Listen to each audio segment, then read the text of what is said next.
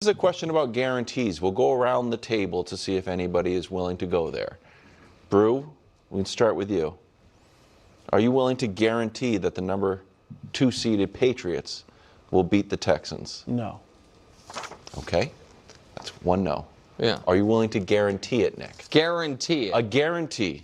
You can bet something on it if you like. Yeah, I might have the Patriots in Nick's picks today, and that's not just them to win, that's them -3. But guarantee it? Yeah, guarantee it. I will not. Okay. I have great news for everybody. And if you want to offer up some potential bets, I'm all ears. I'm willing to guarantee a Patriots victory. Because I was a little bit nervous. Right. I was a little bit nervous about the Texans defense. They are a great defense. And I don't just want to be, a Patriots fan. And then I realized, aren't we a great offense? Don't we have the MVP, potentially, at quarterback? Shouldn't they be the ones worried about us? Isn't it going to be cold in New England? Aren't we favored? Hasn't the Houston Texans have never gotten out of this round? They beat up on a quarterback, an overmatched quarterback, Flacco or Herbert or Rodgers, and then they get to the next round, Mahomes and Lamar, and then they lose.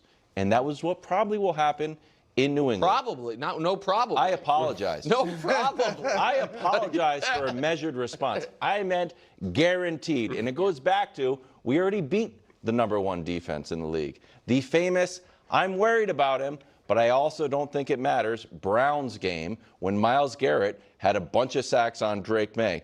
This was Drake versus the Browns, Week 8 when we won 32-13. The Browns defense was the number 1 defense in the league in Foxborough when Drake May lit them up. Because he put 32 points, and more importantly, we had a bunch of yards, the Browns dropped from being number 1, and the Texans became the number 1. Well, that's not the only reason.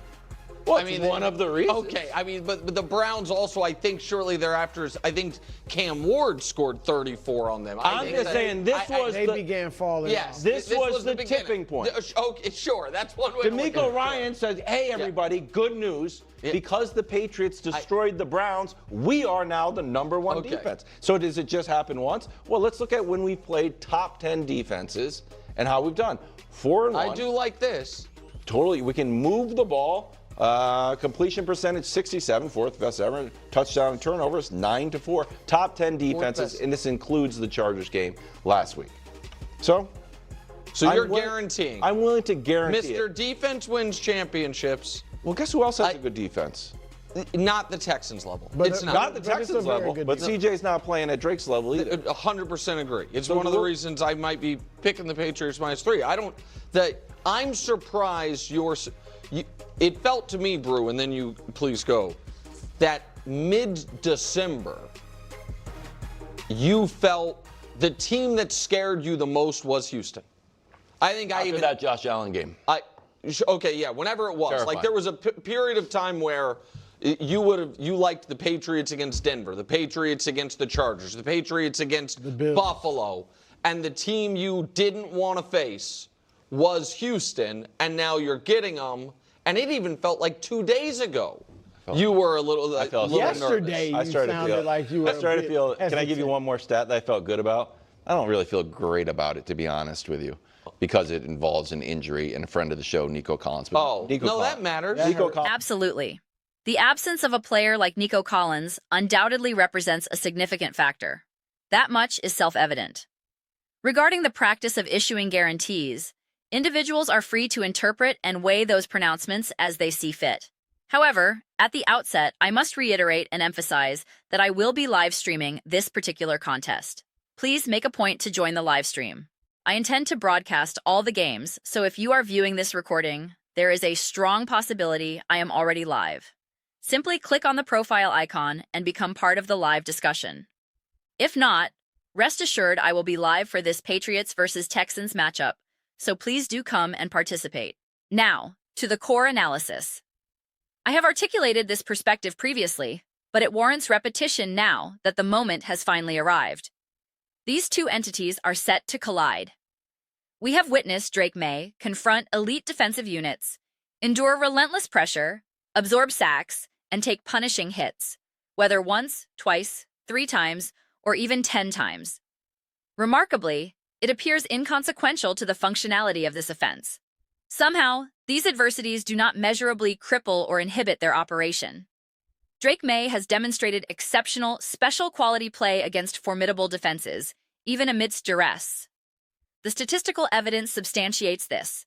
May ranks second in the NFL in expected points added, EPA, per dropback when operating from a clean pocket. Crucially, when pressured, he also ranks second. He is among the very elite in the league under those circumstances. Drake May possesses a rare quality. Concurrently, substantial credit is due to Josh McDaniels for his role in this resilience. Let us be unequivocal. When contending with defensive pressure, the offensive coordinator's schematic solutions are paramount. We perhaps do not emphasize this dimension sufficiently, yet it is a fundamental element that renders this upcoming matchup so profoundly intriguing. We must also maintain clarity regarding defensive comparisons. While acknowledging fan allegiances, a monumental chasm exists between the defensive structures of the Cleveland Browns and the Houston Texans, both in their accomplishments and the contexts of their challenges. The Browns, for instance, contended with offensive talents like Shedeur Sanders or Dylan Gabriel. The operational environment and the caliber of opposing weapons are simply not analogous. This distinction must be acknowledged. Observing another quarterback's success against a unit is informative, yet it remains ultimately irrelevant to this specific confrontation. What Drake May has achieved against other highly ranked defenses is noteworthy, but it is secondary. The sole determinant is his performance against the Houston Texans. Examining his record versus top 10 defenses illuminates a critical nuance I must stress as someone who scrutinizes teams and data. There can be an enormous disparity between the defenses ranked, for example, 8th and 10th, or 7th, 8th, 9th, and 10th. A massive gap can separate the units positioned in the top 2 from those in the top 5. Even within the top 5, the defensive prowess of the 5th-ranked team can be worlds apart from that of the 1st or 2nd-ranked squad. The gradients are stark. Furthermore, the designation top 10 defense is frequently predicated on yards allowed per game, not points allowed per game, the latter being the metric I personally prioritize. Accumulated yardage can be a misleading indicator. A defense could theoretically surrender 500 yards per game, yet remain formidable if it prevents scoring through turnovers, red zone stops, or stifling opponents on critical 4th-down attempts. This complexity renders defensive rankings inherently challenging to interpret. Offensive rankings are somewhat more intuitive, as they directly correlate to scoring output. Defensive rankings could follow similar logic, but the evaluation is less straightforward. The proficiency of a team's own offense also profoundly influences defensive statistics. A defense may concede points not due to its own failures, but because it is consistently thrust onto the field following turnovers or with disastrous field position, starting drives at its own 15-yard line. The dynamics are distinct. While a stellar defense can conversely buoy an offense with extra possessions and favorable field position, the statistical burdens seem to weigh more heavily and unpredictably on defensive evaluations. Therefore, one cannot rely solely on ordinal rankings. Determining defensive efficacy is not always simplistic. A unit may not lead the league in yards or points allowed, yet generate overwhelming pressure on the quarterback, a quality of paramount importance. This very rationale underpins my earlier assertion. It is immaterial what Drake May and the Patriots have accomplished against other top 10 defenses, especially those ranked by total yards. The pivotal question is, how will they perform against the Texans specifically? This analytical framework also clarifies discussions about which defense ultimately claims the top statistical spot. I personally defer to points per game as my foundational metric, despite its contextual complications. This entire context is what generates such exhilaration surrounding Drake May and the Patriots in this scenario. If he orchestrates a successful performance under these conditions, it would be a legendary, incredible, and genuinely amazing feat. Sustaining any positive trajectory into the postseason against an elite defensive opponent, particularly when evaluated through the isolated lens of quarterback performance, is remarkable. Should he overcome this challenge, my intense curiosity lies in the methodology. Will it be attributable to the authentic, transcendent greatness of Drake May himself?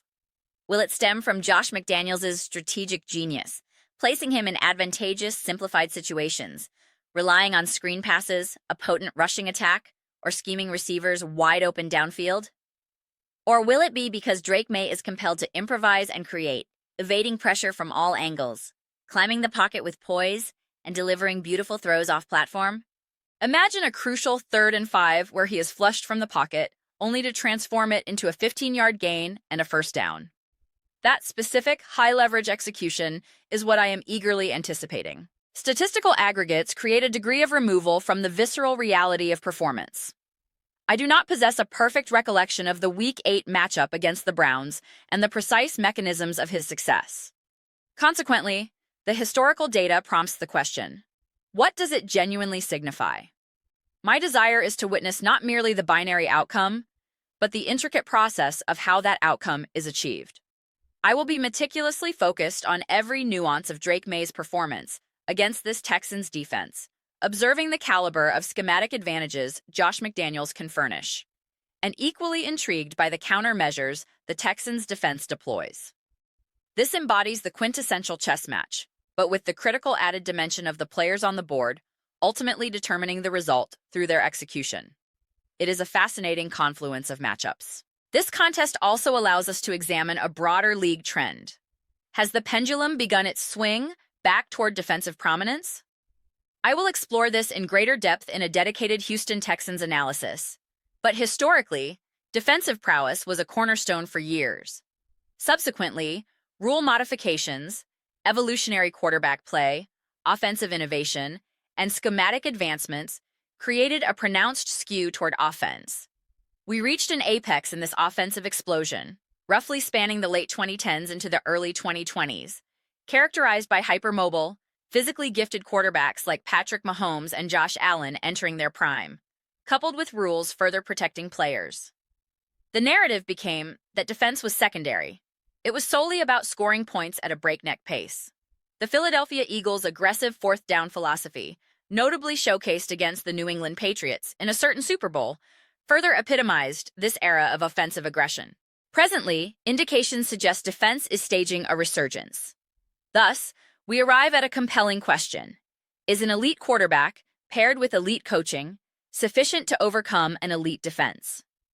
I would not classify the Patriots' overall offense as elite currently, as the roster requires further refinement. However, I am convinced Drake May is a special talent. We are cognizant of Josh McDaniels' proven track record and his schematic ingenuity. This is not to disparage other offensive components, but Drake May is projected for stardom. His play caller has a legacy of excellence. The Patriots organization understands this. Is this combination potent enough to surmount other roster deficiencies against a defense of Houston's caliber? I am captivated by this proposition. Reflecting on that aforementioned offensive-centric era, circa 2017 to 2021, the prevailing wisdom suggested that with a dynamic offense, any defense could be solved. An elite quarterback, a creative coordinator, and a single potent weapon were often deemed enough to consistently produce points, irrespective of defensive quality. The current landscape appears more balanced. I'm enthusiastic to discover if a quarterback of Drake May's caliber can still author that kind of transcendent performance in this renewed environment. Those are my comprehensive reflections. I would be absolutely delighted to hear your perspectives. What are your thoughts on the New England Patriots? Are you prepared to guarantee a Patriots victory over the Houston Texans? Please share your insights in the comments section below. I read every single comment, whether you concur with my assessment or stand in opposition. Let's engage in some substantive discussions. Let's have some spirited debates. But ultimately, let's ensure we derive enjoyment from the discourse. Please consider subscribing to the channel.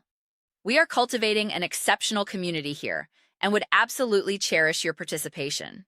My aim is to build a space where we all feel a genuine sense of connection, something we are authentically excited to be part of. And I believe we are making significant progress toward that goal.